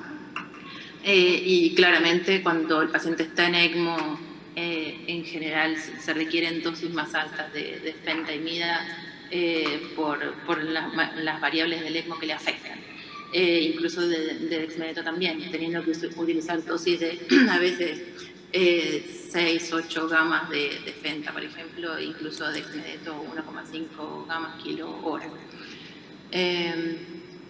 Bueno, 7 días después, por suerte, mejoran los parámetros infecciosos y los respiratorios con criterios de salirse del ECMO. Y la nena sale del ECMO. Estoy resumiendo porque si no tengo que hacer muchos meses y no me da el tiempo. Entonces sale del ECMO, sale de la sedanalgesia, sale de ser un paciente crítico, digamos, y se le hace un mielograma de control porque ya había estado bastante tiempo sin quimio para ver en qué estado estaba y cómo seguíamos, y tiene un 20% de blastos, con lo cual se entiende como recaída muy precoz. O sea, había terminado su esquema completo intensivo, digamos, de quimioterapia, y al final de este proceso infeccioso y de esta descompensación respiratoria, volvemos a tener una cantidad de blastos importantes que nos habla de una recaída muy precoz, con la cual se plantea ya un poco saliéndose de las manos, y un poco también interacción con lo que eran los requerimientos de los familiares, en realidad, porque hay algunos que cuando nos paramos a pensar y decimos, bueno, tiene una recaída, ¿qué hacemos? Según la clínica de la paciente, pero bueno, había que darle con todo. Y una de las, si bien pasó por otro esquema, pero también recayó, por eso llegamos al Gentusumab, que es un anticuerpo monoclonal, recordando que en la primera diapo, ya sé que se olvidaron, pero no importa, por eso lo traigo de vuelta al tema, de que era una paciente que tenía en sus células mieloides tenía CD33 positivo. Y es un anticuerpo monoclonal específico para estas células mieloides. Pero bien tóxico, y las RAM altamente probables a corto plazo, de hecho en la infusión, son anafilaxia, hemorragias bien severas, pancitopenias y hepatotoxicidad. Por suerte recibe con mucho corticoide asociado el esquema completo de Gentusumab bien tolerado, con un hemograma previo que estaba bueno, aceptable para lo que era la condición clínica de la paciente, pero 48 horas posterior empieza con pancitopenia severa, muy severa, y cefalea, en la cual por esta cefalea se hace, y plaquetas muy bajas, tipo 5.000, 3.000, se le hace una resonancia magnética nuclear en la cual se ve infiltración leucémica y áreas hemorrágicas. Un poco de vuelta recaída, porque además en la PL hay presencia de blastos, habla de vuelta de una recaída post-Gentusumab, si bien, o sea, el Gentusumab no actúa tan rápido, pero no le hizo nada. En lo inmediato no le hizo ni mucho. Y con lo cual se evalúa que es una nueva recaída, inicialmente no se podría decir que es no respondedora al Gentusumab, pero digamos, la paciente ya estaba en estado bien crítico. Tiene altos requerimientos transfusionales y una pancitopenia que era muy difícil de revertir.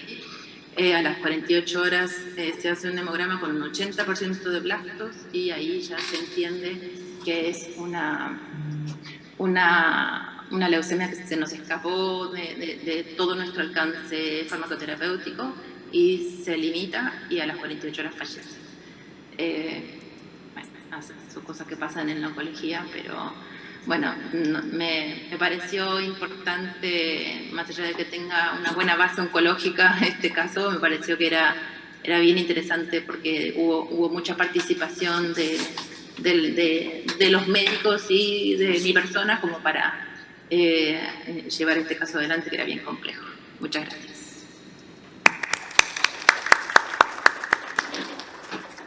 Bueno, muchas gracias, Brenda. Excelente tu presentación.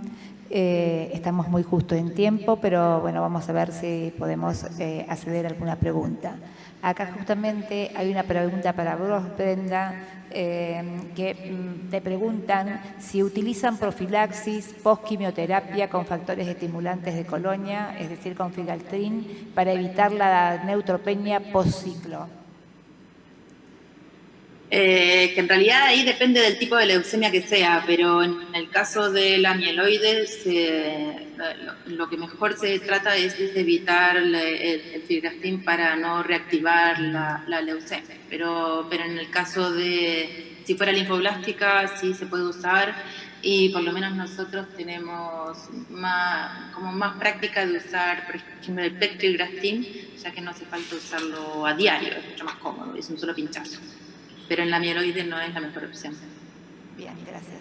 Y ya que estás vos en el uso de la palabra, me gustaría a mí hacerte una pregunta con respecto a cómo manejan ustedes las interacciones medicamentosas, en este caso que es tan complejo en un paciente así con quimioterapia, y para evitar los riesgos de toxicidad, ya sea renal, hepático. O sea, ¿qué nos podrías comentar, cómo es la metódica de trabajo que ustedes tienen en este tipo de pacientes? Bueno, la verdad es que hay que sentarse con mucha calma y ver, o sea, como cualquier metodología de análisis de interacciones, sentarse con mucha calma y ver cuáles son todos los medicamentos que tiene la paciente. Uno no tiene por qué tener en la mente todas las interacciones, y obviamente van a haber algunas que tienen más o menos relevancia clínica, con lo cual si uno tiene una base de datos que pueda consultarla por si de repente se están olvidando de algunas, bienvenida. Y obviamente si hay interacciones que deban evitarse o que haya alguna alternativa por incorporar, no solamente interacciones, sino drogas que favorezcan la aparición de RAM, por ejemplo el tema de vancomicina, cambiarla por Floxa, o incluso en un momento que estaba usando sertralina, o sea la prolongación del QT, que el voriconazol también ayuda. Entonces, cuando de repente tenemos que ponerle en una de las tantas veces, de las pocas veces en realidad, que se fue de alta con profilaxis cada día, tenía más profilaxis antibióticas o antimicrobianas, en una se tuvo que ir, o sea, la idea era que se fuera con levofloxacina y nos dio un poco de susto entre que ya tenía un corazón medio frágil, más el voriconazol, que era más necesario, y esa sertralina que tenía, de repente se prefirió otra opción, por ejemplo, se fue con amoxiclavulánico.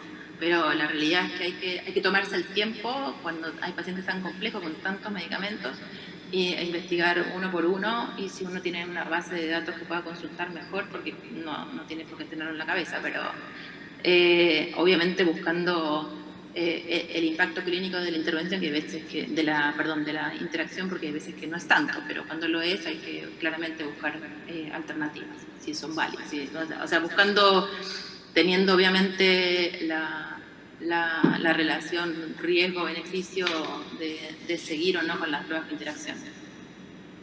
Bien, gracias.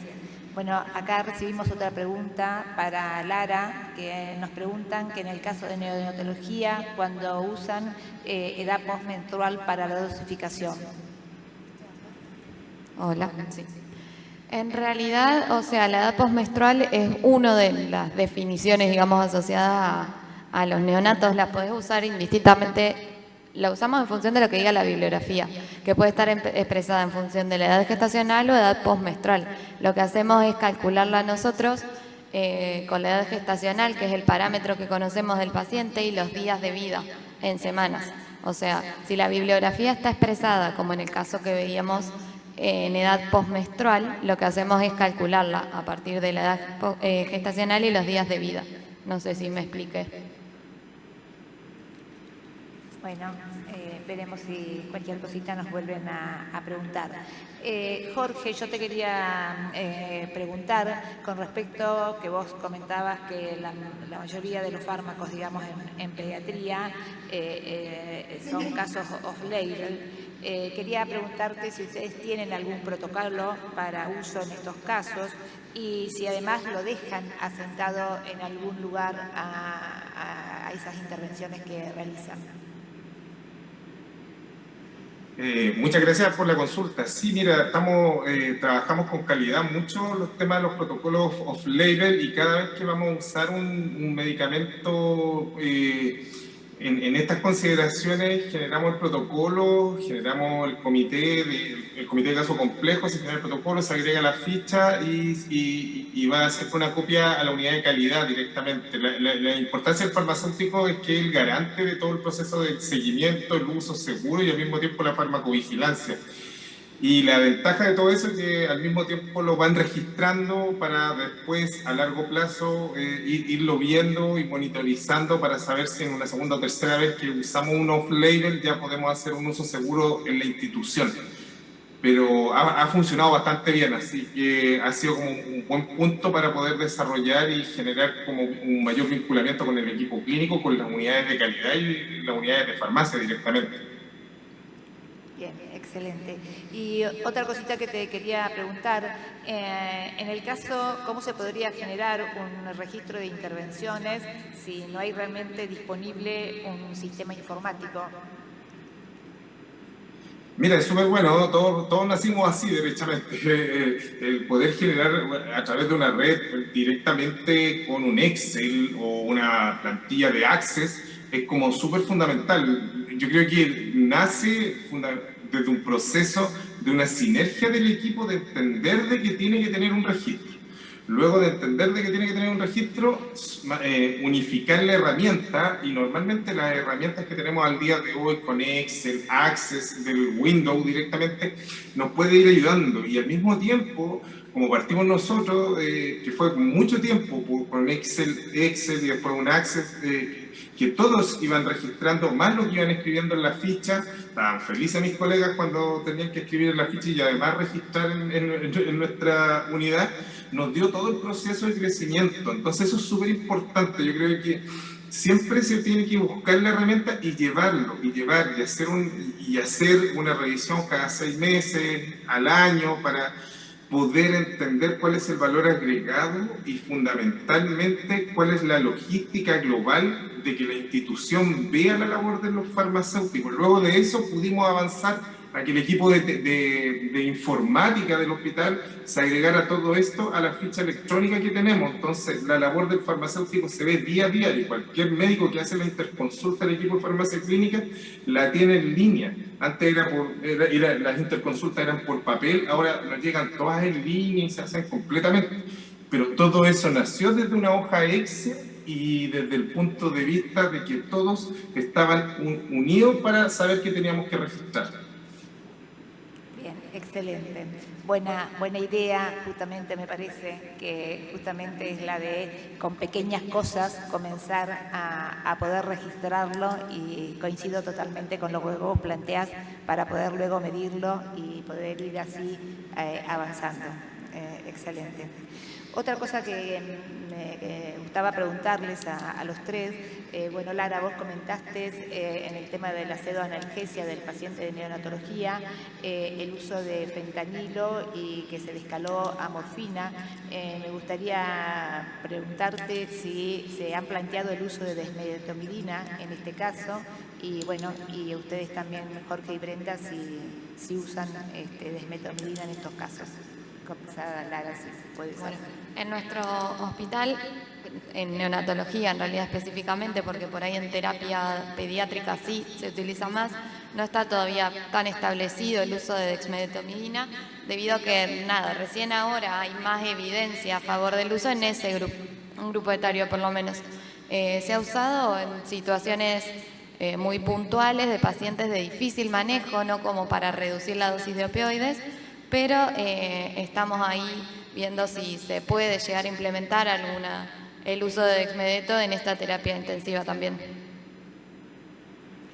¿Nos pueden aportar algo más, Jorge y Brenda, con respecto a esto? Sí, en el caso de la clínica Las Condes, donde trabajo, la idea es, sí, tratar de incorporar lo antes posible la dexmedeto, básicamente con el objetivo de no subir tanto dosis de midazolam, básicamente, o sea, con las dos drogas. Pero lo que está, digamos, la tendencia es poder incorporar en forma precoz en pediatría. En neo no desconozco, en pediatría, porque por lo menos en adultos lo que se ha observado es que el uso de menos dosis de midazolam hace que los pacientes tengan menos delirio. Por eso iniciamos en forma precoz, o sea, en los esquemas iniciales de fentanila, que es lo clásico, se inicia en esas dos drogas solas, pero cuando ya uno necesita escalar dosis, ya agregamos dexmedeto para potenciar y no subir tanto las drogas de opioides, o sea, obviamente opioides también para evitar efectos adversos de los mismos opioides. Y bueno, y una de las grandes ventajas, por lo menos que tenemos acá, no sé cómo están en ese sentido en Argentina, hace un tiempo era un poco más difícil incorporar la Exmedeto por su costo, pero ahora asociado a que hay muchas más marcas, hay mucha más competencia de precios, los costos han bajado muchísimo y eso favorece mucho más la situación, con lo cual es una excelente alternativa para incorporarlo.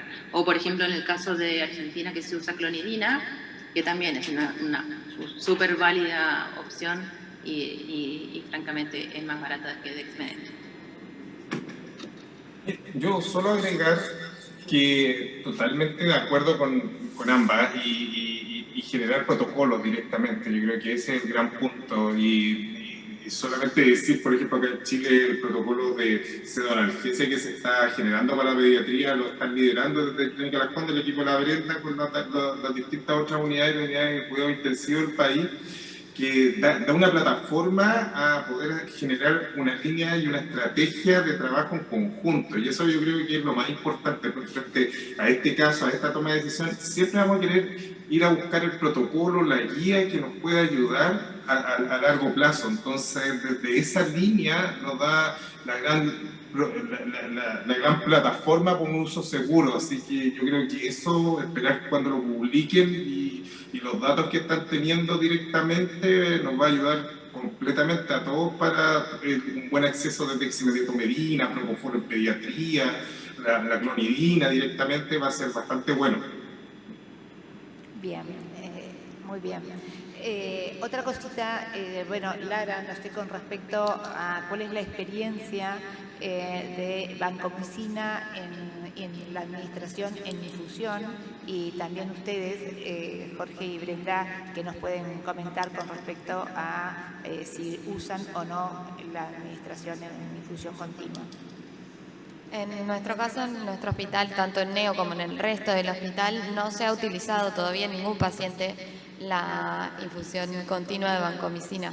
Es considerada, digamos, una opción válida en ciertos casos, de hecho se ha propuesto en algunos pacientes, pero nunca se pudo llevar a cabo por diversos motivos. Justo esta propuesta que surgió hace poco fue en un paciente de Neo y la imposibilidad de vías fue la limitante. Estaba recibiendo un montón de antibióticos y la verdad es que no se podía destinar una vía a la administración continua de vancomicina. Y en general a nuestros pacientes que requieren tratamiento les va bien, entonces tampoco hemos tenido la necesidad de plantearnos más firmemente, digamos, usar la vancomicina en infusión continua todavía con la evidencia que contamos hoy. En el caso propio, digamos, obviamente no es el estándar para empezar ni nada por el estilo. De hecho, uno puede ir jugando con los aumentos de dosis o de tiempos de infusión. Por ejemplo, incluso dejar, no sé, una infusión de hasta 3 horas de vancomicina cada 6 horas y es casi una infusión continua. En el caso... cuando trabajaba en el Garrahan hemos publicado una serie de casos en los cuales no nos quedó otra opción que llegar a poner infusión continua de vancomicina en pacientes que no respondían no respondían ni en lo clínico ni en niveles plasmáticos. Incluso en aumento de dosis, incluso me acuerdo que hemos llegado a tener entre 80 y 100 miligramos por kilo, pero obviamente estamos hablando de pacientes críticos, hipercríticos, con una alteración hemodinámica gigante y con una sepsis descontrolada, con lo cual esa es la última opción, porque además también hay que tener en cuenta que uno tiene que empezar a jugar con la cantidad de vías disponibles, las incompatibilidades, entonces no es primera opción para nada, pero por lo menos en el reporte de casos que hemos publicado en su momento, eran 6 casos, si no me acuerdo mal, y finalmente, digamos, la solución para la resolución del cuadro infeccioso fue la infusión continua, permitiendo de esa manera, incluso pudiendo bajar las dosis de una administración intermitente. Así que hay que tenerlo en mente. Obviamente, bueno, en el caso de vancomicina no aplica, pero cuando uno quiere incorporar una infusión continua no solamente tiene que ver las vías y las incompatibilidades, sino también la estabilidad del medicamento, que en el caso del meropenem a veces es difícil. Sí, yo me agrego a todo lo que comentaron, no mucho más, sino que totalmente de acuerdo, caso contra caso, directamente, así que, y es una herramienta estratégica en situaciones específicas, así que totalmente de acuerdo y leyendo las cosas que publican. Bien, ¿alguna pregunta acá de los que están presentes?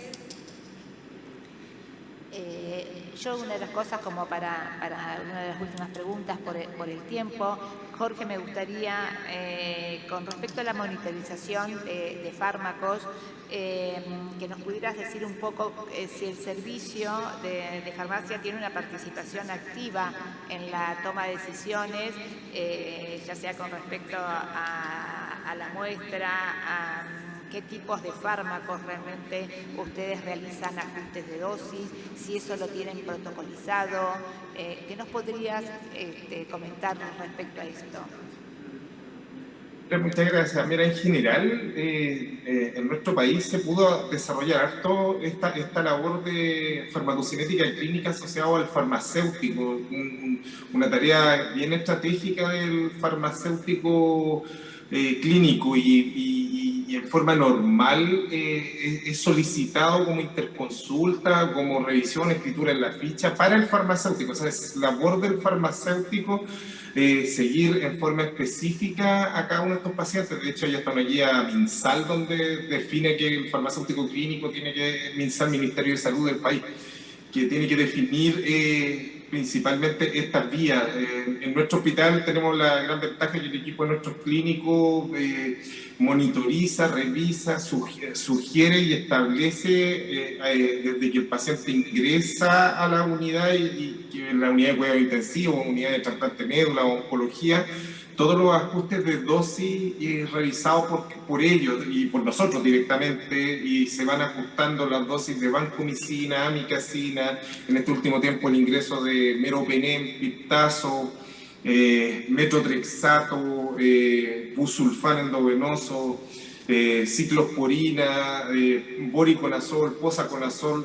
Todos los ajustes de cada uno de estos medicamentos es revisado por el farmacéutico y lo pone en la ficha directamente, se hace responsable de su ajuste y de su monitorización, cumple como un rol súper importante. Yo creo que es una estrategia ganada a largo plazo y a nivel país, y es lo que se hace a nivel latinoamericano, que uno ve todos los avances, se llega directamente a eso con el tema de los consensos directos de unidades. Tenemos protocolos, hemos hecho guías de eso y al mismo tiempo hemos podido comenzar a trabajar, no solo nosotros, sino que a nivel país se han hecho hartas guías de las unidades de farmacéuticos clínicos, intensivistas, publicaciones en distintas revistas para poder cuantificar y desarrollar esto. Ahora, cada subunidad, desde el punto de vista, por ejemplo, el área pediátrica, generan todas sus guías y sus plataformas para que puedan tener, porque no siempre va a estar presente el farmacéutico, pero sí va a estar al otro día o después cuando le toca el turno, ir a escribir directamente en la ficha el plan terapéutico y la meta y la revisión directamente. Y es por eso que al mismo tiempo pues viene todo el seguimiento, o sea que en la ficha también aparezca lo que escribió el farmacéutico, porque si viene otro que también va y está viendo esa línea, no cambia directamente los procesos. O sea, eso es fundamental, porque tenemos el que se dedica a infecto y después el que está con la UCI tiene que escribir en una misma línea directamente. Entonces, todo eso es lo que se desarrolla, ha sido como un buen crecimiento, esto no es de un día para otro, 12 años de crecimiento en todo esto para poder haber avanzado a lo que está el día de hoy directamente. Y no solo en nuestro hospital, en otros hospitales, en la misma unidad de la Brenda, no pasa a ningún nivel sin que ella lo vea directamente. Y en otros hospitales pasa lo mismo. La labor del farmacéutico es revisar y monitorizar cada una de estas cosas escritas y responsablemente en la ficha. Bien, bueno, excelente. En honor a la hora tenemos que cerrar.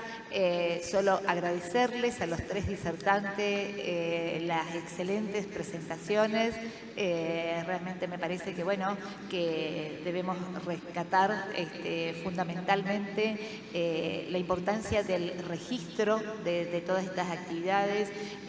Me parece, coincido absolutamente, Jorge, con lo que vos planteabas de ponerle un valor económico a las intervenciones farmacéuticas. Yo creo que eso es muy importante, una manera de poder luego justamente la de ir demostrando el valor agregado también que los farmacéuticos damos a todo el equipo de salud.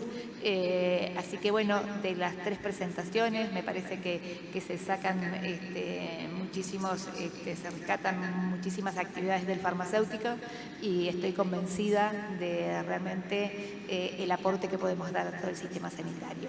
Creo que es de suma utilidad trabajar en equipo, en conjunto y bueno, seguiremos trabajando entre todos para avanzar día a día. Muchas gracias a todos y damos por cerrado este taller. Gracias. Chao, cuídense.